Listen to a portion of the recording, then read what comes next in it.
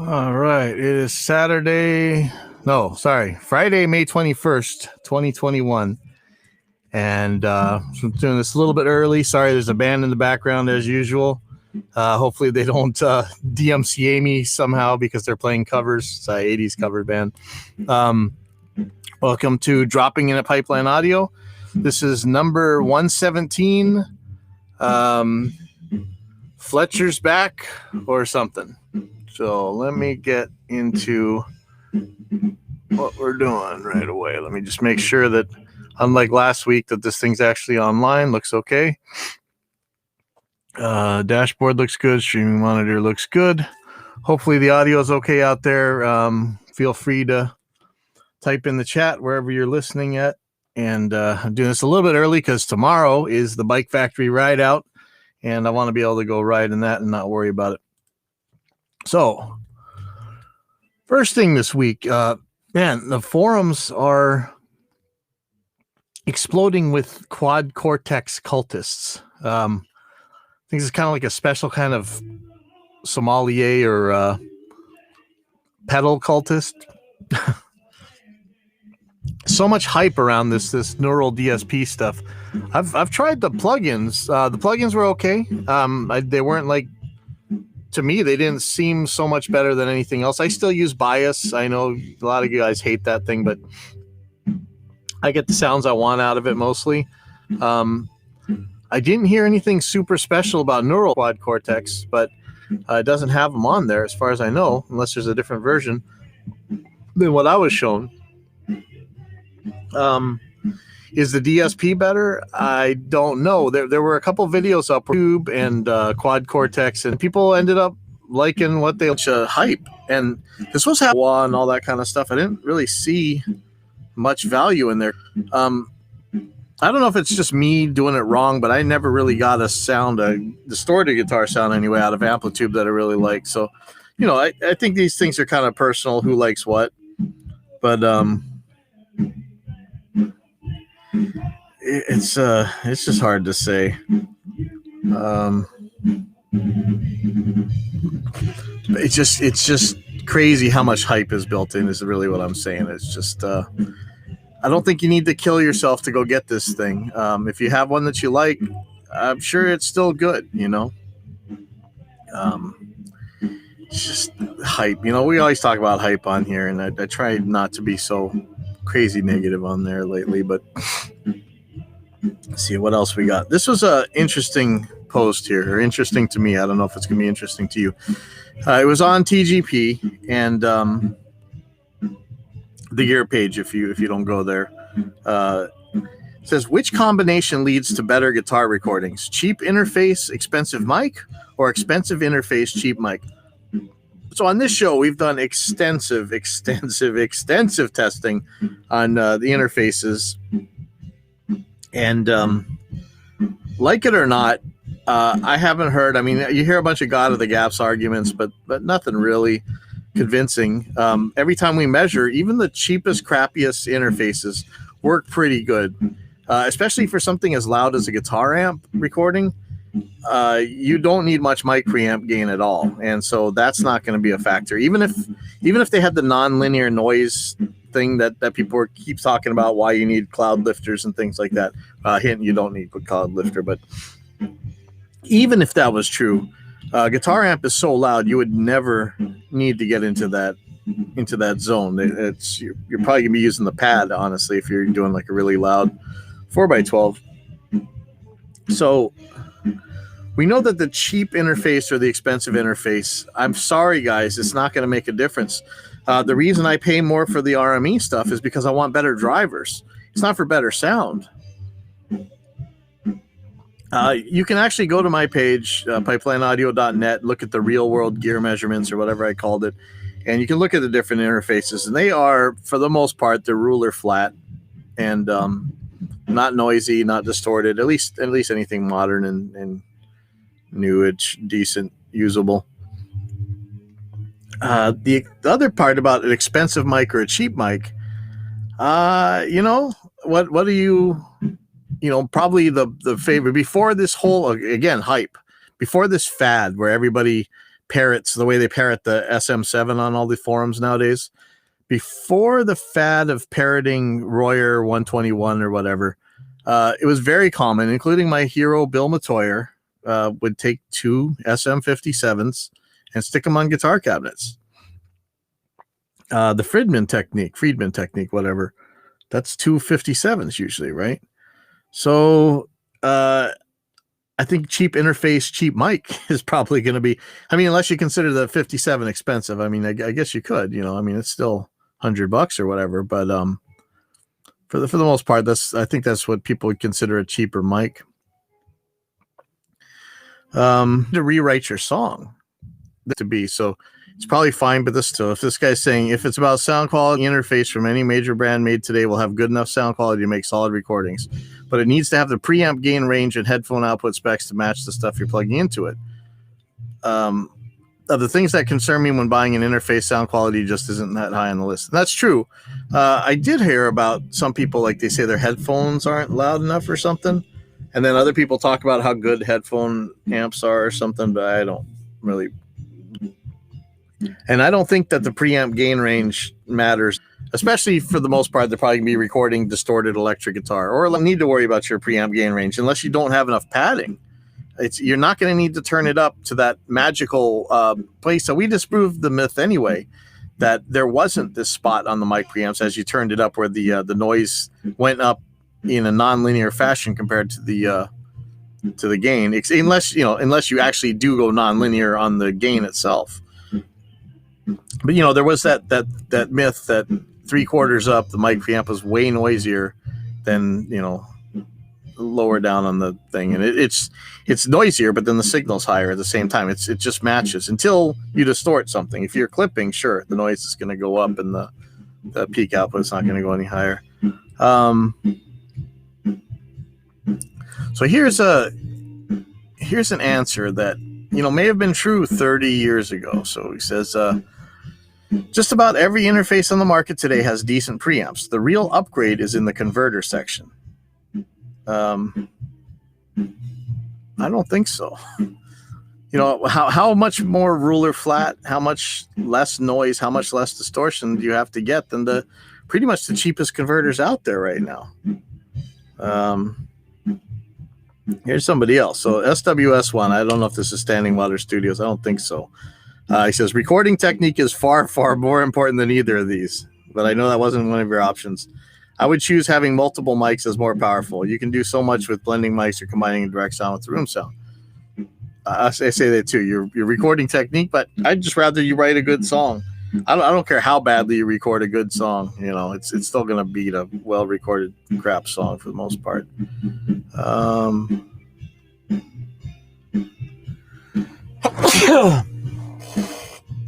So here's another guy who says, I will say that when recording acoustic instruments, the microphone is going to make a big difference versus the average pre, and the AD conversion will make a big difference. How's the AD conversion going to make a big difference when the mic pre or when the interface doesn't make a difference? I don't think so. I think the analog to digital converters are about the same here. Let's see what else. The microphones you use will have the most impact on the sound. The mic preamps built in the interfaces are mostly transparent. Yep.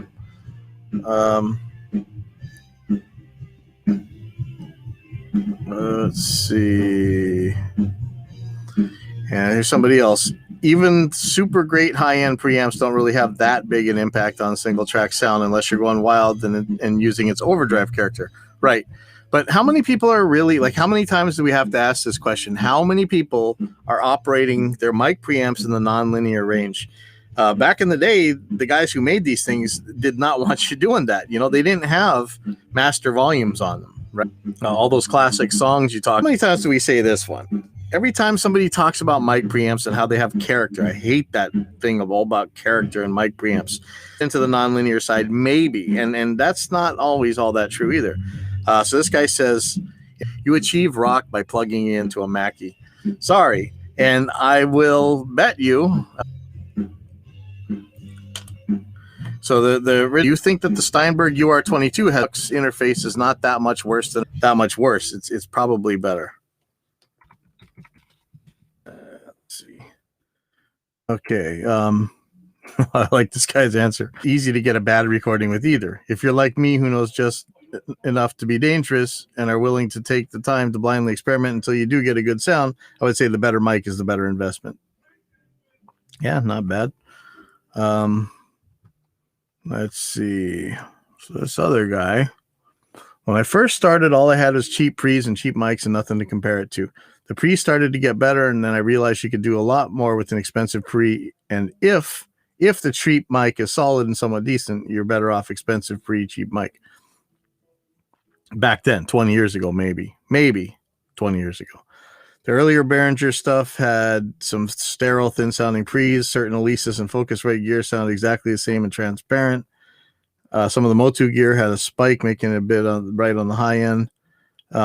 Remember, I've tested most of this stuff. In fact, the ADA 8000, whatever, the much maligned one, actually tests pretty well. I'm still using cheap mics with great success. I love my real 57. However, for some reason, the clone sounds better on snare, less bowing, more attack and bottom end. So, yeah, I don't know. Somebody else. Interface makes almost no difference. They all use the same cheap converters until you get to the really expensive ones anyway. Don't waste your money. And even if you get the really expensive ones, I'm not convinced they're going to sound any better.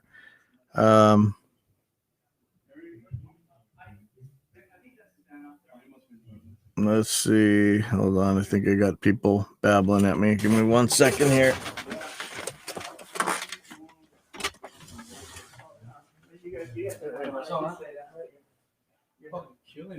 Oh, yeah. Hey.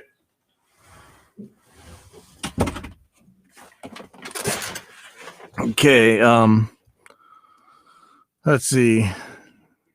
Don't get me wrong, going from a $150 interface to an $800 interface, there are likely better pre's and converters, maybe. Or I'd hope there were. Yeah. See, when you go to measure this stuff, you find out that that might not be true. But you're also getting a sleeker box, more IOs, and a DAW and plugin suite, maybe. Plus the engineering that goes into those plugins, maybe. But once you figure in those other features, how much better are the converters over a box dedicated just to AD conversion? Honestly, I don't think they're going to matter much either way. Okay. Oh, can't post to some channels. Why is that? Okay.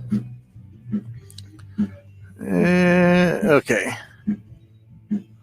Somebody else says, put it this way, if your recordings are disappointing to you in some way and can only be fixed by buying better gear, you'd better be some kind of magical recordist.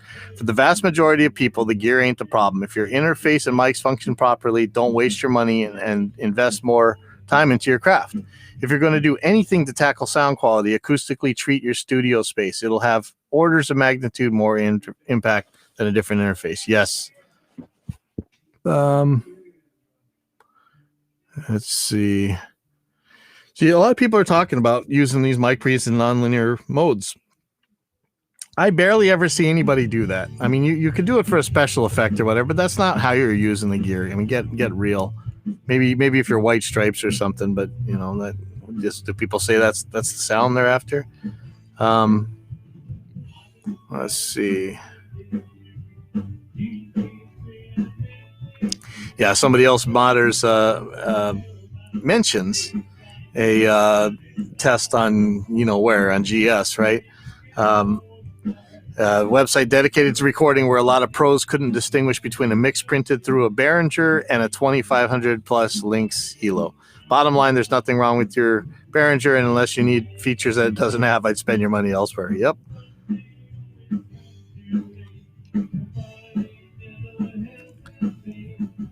There's a reason all these interface companies like UAD are getting into the plugin game. They can't differentiate on sound quality anymore. Let's see. So, but then he goes and says, most pros have some good character pre's, EQs, compressors, and wide selection of mics for tracking. I don't know that they have character pre's. They may think they do, but since they can't tell the difference between them either, I don't think Yeah, I don't know. Let's see. Where are we going here? I like this guy. Bear in mind, to get the best out of an expensive mic, it's going to depend a lot on your recording space. Hey, the acoustics of a space are going to make a world of difference. If you move a mic, your 57 on your 412, if you move that a degree, that is a way bigger difference than every single mic preamp out there. I mean, it's just huge what that difference is. So, take it with a grain of salt. So they say the character pre is a classic example. You need to be at a certain level of skill before you really know what one can bring to the table. I don't think that's true. I don't think you, even no matter how much skill you think you have, you're not going to know the difference between that mic preamp. I mean, sure, if you overdrive them, maybe, but let's see what else we got. Mic placement will have more of an effect on the sound than anything. Proper placement equals good sound. Yep. I've heard horrible guitar tones using high-end gear, mostly due to mic preamp. I'm guilty of that. Yes, the preamp will add some color, but not enough to polish a turd. I don't think it will. I don't think it'll add any color. I'm sorry. You guys always say that, but you always say it without any evidence.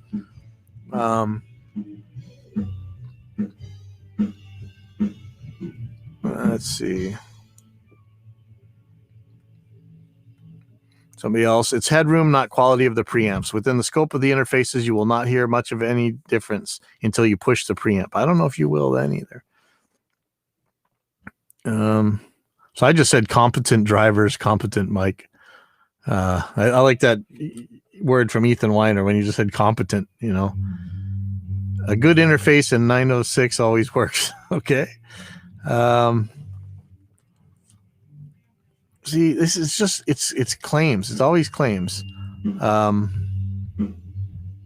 Let's see if we got anything.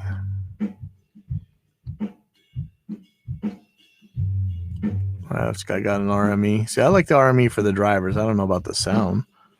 In fact, I think my RME that I'm running right now doesn't have any analog at all. It's all ADAT ins and outs, except for it's got one set of headphone outs that I use once in a while. Actually using it more lately. Maybe I got to look at that SonarWorks thing, actually.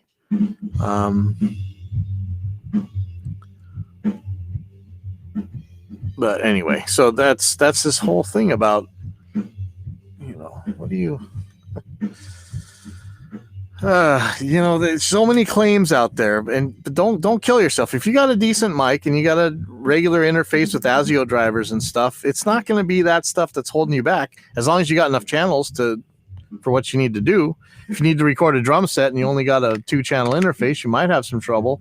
I mean, sure, people do crazy things, but I would rather you had a bigger interface for something like that. But it's going to have the same mic preamps as the smaller one for the most part. Okay, so let's go on from here. This thing, I keep getting ads from this. This is just one of them. This one says for Grow the Show, and it's like all these ads targeting me on Facebook, and I'm sure targeting other people. And he talks about how his podcast, he'll tell you how to make his podcast do incredible things.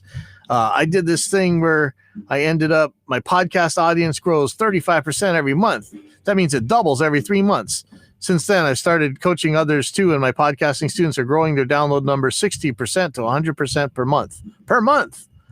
And so you go sign up in this free, on-demand masterclass and go check out this page. And so, of course, I had to ask, which podcast is this that's grown by that much? Where's the audience thing? And it's funny, but my comments aren't on here anymore. So I had to put it on there again. Which podcast is that with all this growth? And so far I've gotten crickets, So, there's all these hype things. It's just like the guys telling you they're going to teach you how to mix guitars or mix records or whatever. And it's just like this hype thing. Here's a free course, sign up. And then it's like a bait and switch. Really, so much of what we do today, especially in audio engineering, I don't know if you guys know what, have you ever heard of the timeshare breakfast or the timeshare lunch? You hey, come to this free lunch, and we're just going to talk to you about an exciting opportunity. And they get you involved in this timeshare. Usually it's a scam, but I mean, there really is a timeshare, but you'd probably be better off spending your money a different way, and you can't really get out of it very easy.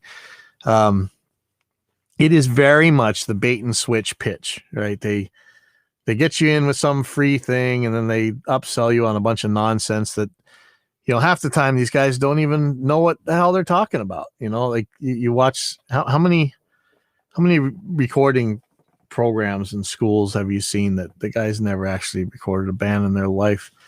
So I don't know. Maybe this guy has a huge podcast, but who knows? Give me some facts. Let me look up where it's like that. What's that lady that's on everybody telling you how to get way more listeners to your songs and stuff, and then you go and look at her thing. Nobody's ever heard of her. Get out of here. Okay. So here's a good one. Some of you guys know I use Exciter from Audio Assault. It's my favorite Mutt Lang type of plugin. They've made a version 2 that has like a spectrum analyzer thing on it. I just barely started using it, so I'm not sure if there's really a bunch of differences with what the sound can do, but you got piles of types of oversampling on it now. And like I said, it has a spectrum analyzer display, which is pretty cool. Let's see what else. Like all his amplifier plugins and stuff, he's got Assault stuff I really love. More Than You Want It. The electronics aren't bad. It's not making noises it doesn't need to make. And like I said, you can tune it and you can intonate it. How does it stay in tune? If not, throw away those tuners, get some real tuners. Make sure the truss rod's good so it stays in place. That's about it. Make sure it makes the sounds you want. How important is string muting when playing the bass? I don't know about when playing the bass, but I know about when recording the bass. Generally, I don't want to hear sounds that aren't supposed to be there. So if you watch me play an electric guitar, but I'm playing with a lot more gain and stuff, usually, I have my fingers all over the strings. I'm constantly muting. If I have to, I'm putting napkins or fluffy things all over the guitar to shut up strings that I'm not using. If we're not doing any open strings, we definitely put one of those hair scrunchy looking things on the strings to shut them up. So yeah, muting is extremely important. Mud is your enemy when you're recording and mixing. To me, it's one of my biggest enemies, anyways. So I definitely would say that muting the notes that you don't want, extremely important. Does phantom power improve condenser microphone's audio? Okay. If your condenser microphone isn't battery powered or doesn't have some kind of external power supply, it relies on phantom power in order to work. So it drastically improves the condenser microphone's audio, because if you don't have power to your microphone, you're not going to get any audio at all. But so yeah, if you got a condenser mic, you need phantom power, or you need some kind of power supply for it. Okay, what makes a particular acoustic guitar a good one to record with? So again, something you can intonate, which is hard on acoustics, right? Because they usually have fixed saddles, which sucks. Lots of times they don't have truss rods, so the neck might be terrible. But the main thing that I'm looking out for is buzzes. Buzzes on acoustics are terrible, especially if they're going to do an electric acoustic, but hopefully they're micing it. That's kind of my last bastion of actually having to mic everything nowadays, is I still mic acoustics. But let's hope it's not buzzy. Buzzing is awful. And a lot of times it's a player's technique, but there are guitars that are going to buzz no matter what. And that doesn't make a good guitar for recording to me. Again, though, the intonation is going to be critical, and you got to make sure that you really can't change the size of strings once you have the intonation right, or you got to go figure out a way to get it set again. So that's the biggie to me, is no noises, no buzzes, and good intonation and tuning, and good luck with that. And that is it for this week. And I'm going to go to the ride out tomorrow night, and I'll see you guys next week.